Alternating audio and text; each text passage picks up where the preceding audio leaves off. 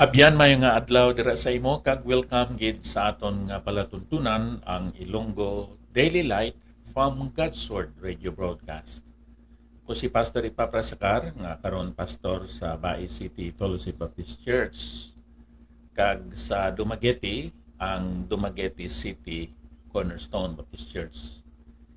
Nga nagatip mo kag nagasimba dira sa Ilina 2 Manhattan Suites Inn, Kalindagan, Dumaguete City, Negros Oriental. Ang pagtililipon abyan nagasugod alas 3, tubtob alas 5 sa hapon kada Domingo. Kag nga tungod sina amon ikaw ginaagda sa pagpakigupod sa amon kun ara ikaw sa Dumaguete City. Agod nga dungan kita nga magatuon sang pulong sang aton Ginoo kag magasimba dira sa iya. Sa aton nga pagpamalandong sining balaan nga kasulatan dira sa ikaduhang Korinto kapitulo 11 bersikulo 5 tubtob sa 11 aton mabasa ini nga bahin sang balaan nga kasulatan. Kung sa akon hindi gid man ako ulihi sa mga nagasiling dira nga sila gid ang labing maayo nga mga apostoles. Mahimo nga hindi ako maayo maghambal, pero madamo man ang ako nahibaluan parte sa kamatuoran. Kag nahibaluan ninyo ina kay nakita man ninyo mismo nga inamatuod sa tanan namon nga mga pagtudlo. Wala ako nagpabayad sa inyo sang akon pagwali sang maayong balita nga halin sa Dios, kundi nagsakripisyo ako agod maayo ang inyo espirituhanon nga kabuhi. Ti malain bala atong akon ginhimo? Daw pareho lang ako or daw pareho lang nga ginkawatan ko ang iban nga mga iglesia paagi sa pagbaton sing bulig sa ila agod nga makaalagad ako sa inyo. Sang ginkulang ako sang akon mga kinanglanon, wala man ako nagpangayo sang bulig sa bisan kay sino sa inyo. Ang aton mga utod sa Macedonia, amo ang naghatag sa akon sang akon mga kinanglanon. Ginlikawan ko nga pabugatan kamo kag amo gid man inipirme ang akon nga pagahimoon. Ining akon ginapabugal, hindi gid mapaunta tungod kay hindi gid ako magpangayo sing bulig sa inyo. O kon sa mga lugar sa inyo palibot nga sakop sang probinsya sa Akaya. Kag tungod kay si Kristo ari sa akon, ang akon ginahambal matuod gid. Pero basi kon magsiling kamo nga wala ako nagapangayo sing bulig sa inyo tungod kay wala ko kamo ginapalangga. Sayo pina, kay palangga kugid kamo, kag ina nahibaluan sang Dios. Ginoo, pakamayo ini nga bahin sang balaan kasulatan, sa amon nga pagtuon kag pagpamalandong. Makahatag sang kabag-uhan sa amon nga mga panghuna-huna, balatyagon, kag mga ginahimo. Sa ngalan ni Ginoong Hesukristo, ang amon manluluwas. Amen. Ang title sa akon nga mensahe karon nga adlaw abyan, Low-Key Leader, High Impact Service. Mapainobsanon nga pangulo o leader, pero mataas ang epekto nga pagpangalagad sa Dios. Sa ikaduhang Korinto kapitulo 11 bersikulo 5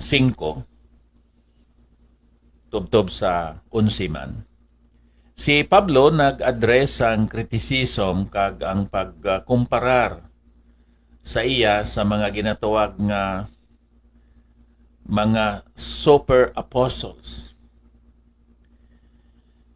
Instead nga siya magpabugal, iya ginpahayag ang iya genuine matuod nga devotion o kung paghalad sa Dios sa iya nga pag-alagad kag sa pag-alagad man niya dito sa iglesia sa Corinto. Sa bersikulo 5, ari diri ang putli niya nga kasidla ang iyang kalipay sa pag-alagad, ang iya mapainobsanon nga pagdumala kung sa akon hindi gid man ako uli sa mga nagasiling dira nga sila gid ang labing maayo nga mga apostoles. Ini si Apostol Pablo nagritiyo siya sa pagkumparar siya kaugalingon sa iban. Ang mga matuod nga mga lideres o kon pangulo, ginauna nila ang pagkamapainubuson kaysa pag-promote sang ilang kaugalingon. Busa aton usisaon abyan ang aton mga katuyuan, mga motivation sa aton nga pangabuhi kag pag-alagad sa Dios. Kag aton sundon ang sahi sang pag-alagad kag pagkabuhi ni Apostol Pablo nga siya wala naguna siya kaugalingon. Ang iya ginhimo nagpahayag siya sang selfless example. Sa bersikulo 6, 7 kag 8 aton mabasa ini, mahimo nga hindi ako maayo maghambal pero madamo man ang ako naibaluan parte sa kamatuoran. Kag naibaluan ninyo ina kay nakita man ninyo mismo nga ina matuod sa tanan namon nga mga pagtudlo. Wala ako nagpabayad sa inyo sang akon pagwali sang maayong balita nga halin sa Dios, kundi nga nagsakripisyo ako agod mag-ayo ang inyo espirituhanon nga kabuhi. Ti malain bala atong akon ginhimo? Daw pareho lang nga ginkawatan ko ang iban nga mga iglesia paagi sa pagbaton sing bulig sa ila, agod nga makaalagad ako sa inyo. Sa sining 3 ka bersikulo abyan aton masapwan ang selfless sacrifices.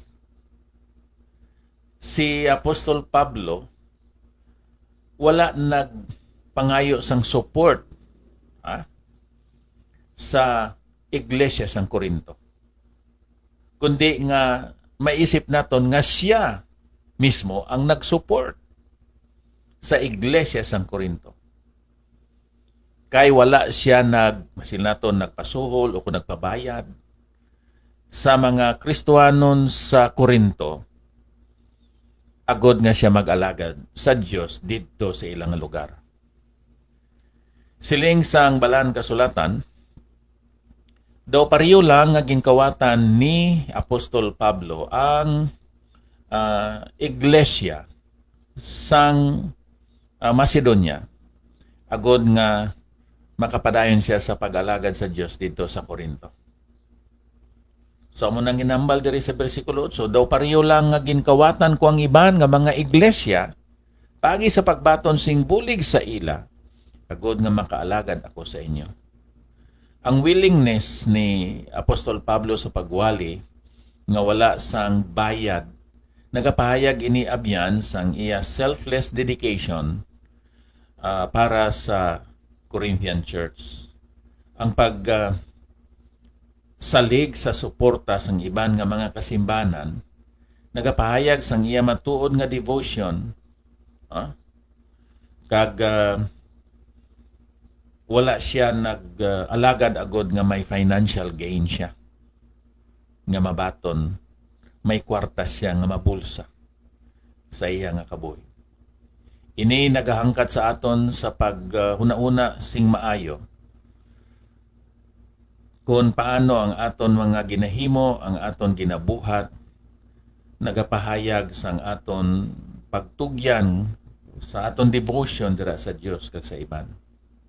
So amoy na si Apostol Pablo, may selfless sacrifices siya para nga mapadayon ang iglesia kag ang ministry sang among iglesia sang Corinto. Ari diri ang bulig sa mga kauturan sa Macedonia sa bersikulo 9 kag sa bersikulo 10. Sang ginkulang ako sang akon mga kinanglanon, wala man ako nagpangayo sang bulig sa bisan kay sino sa inyo dira sa Corinto. Ang aton mga utod sa Macedonia, amo ang naghatag sa akon sang akon mga kinanglanon. Sino man gali inaabyan ang mga utod sa Macedonia? Ang mga kaiglesianan sa Tesalonica, sa Berea, kag sa Pilipos. Ginlikawan ko nga pabugatan kamo, kag amo gid man inipirmi ang akon pagahimoon. Ining akon ginapabugal, hindi gid mapaunta tungod kay hindi gid ako magpangayo sing bulig sa inyo ukon sa mga lugar sa inyo palibot nga sakop sang probinsya sang Akaya. Kag tungod kay si Kristo ari sa akon, ang akon ginahambal matuod gid. So si Apostol Pablo nagpadayon bisan may mga kabudlayan kag may mga kinanglanon siya. Nagsalig siya nga ang Dios amo ang magahimuno sang iya kinanglanon siya pagalagad dito sa Corinto. Now sa aton kaugalingon, paano naton mahandol kag masugata ang uncertainty sa support? Ano ang aton ginahimo? Tungod kay wala kita sang makita gid nga sila naton ebidensya nga magatubod lang ang support sa aton nga pag-alagad sa Ginoo. Ini si Apostol Pablo nagpadayon kag nagapahayag ini sang iya devotion sa Ginoo. His unwavering commitment serves as a powerful example of faithfulness. So aton huna-unaon abyan ang aton sabat sa mga uncertainty sa aton kabuhi nga nagatinguha kag nagahandom nga aton sundon ang ginhimo ni Apostol Pablo nga siya may pagsalig, may pagtuo nga ang Dios amo ang magahimuno sang iya mga kinanglanon. Sa katapusan sa bersikulo 11, pero base kon magsiling kamo nga wala ako nagapangayo sing bulig sa inyo tungod kay wala ako kamo ginapalangga. Sayo ina kay palangga ko gid kamo kag ina nahibaluan sang Dios. Ini si Apostol Pablo, iya ginkabuhi ang bugay sang Dios. Kag nga siya nag-alagad sa mga Kristohanon dito sa Iglesia sang Corinto, tungod kay siya may Dios nun, langit nun, matarong kag balaan, nga sahi sang paghigugma. So ang mga ginhimo ni Apostol Pablo naghalin ina sa iya nga gugma. Ang matuod nga paghigugma nagailig halin o gikan sa aton nga devotion dira sa Ginoo. So aton usisaon abyan ang aton mga katuyuan sa aton nga pag-alagad sa Ginoo. No? Aton tanawon kung ini bala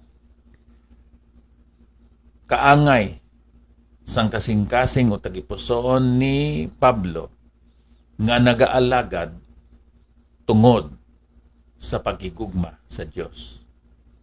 Ang ehemplo ni Apostol Pablo abyan nagahangkat sa aton sa pag-usisa sang aton ginisip nga mga dapat unahon. Mag-usisa sang aton mga katuyuan kag handom nga ang nagaalagad kita sa Dios. Aton ang kunon inang pagkamapainubuson, inang ang kunon naton ang selflessness, kag ang walay untat nga say sang aton pagsalig, pagtugyan, kag paghalad sa aton kabuhi. Ang ginatawag sa English, commitment. Kag nga ini ginatulod abyan sang genuine nga sahi sang gugma. Kag ina gugma nga Dios nun. So ang leksyon nga aton makuha abyan amo ini nga ang humility una ina sa authentic leadership. Agod mangin genuine, matarong, maayo, Dios nun bala ng aton nga pagdumala. Ang kuno naton inang batasan kag attitude nga mapainubuson. Ining aton selflessness nagapahayag ini sang aton nga devotion dira sa Dios. Ang walay untat, walay kaluya nga commitment naton sa Ginoo nagahimaya kag nagapasidungog sa Ginoo. Ang genuine nga gugma amoy ini ang aton gatong, amoy ni ang aton fuel, ang aton gasolina o kung ang aton nga krudo agod nga magaandar ang aton salakyan sa pag-alagad. So ina ka masinaton idiomatic expression na kinahanglan nga may gugma kita agud nga magpadayon kita sa pag-alagad dira sa Ginoo. Magapangamuyo kita biyan. Dios nga balaan, buligi kami nga amon sundon ang ehemplo ni Apostol Pablo sa iya nga pag-alagad sa imo. Nga maangkon ang pagkamapainubuson, ang selflessness, kag ang total commitment dira sa imo.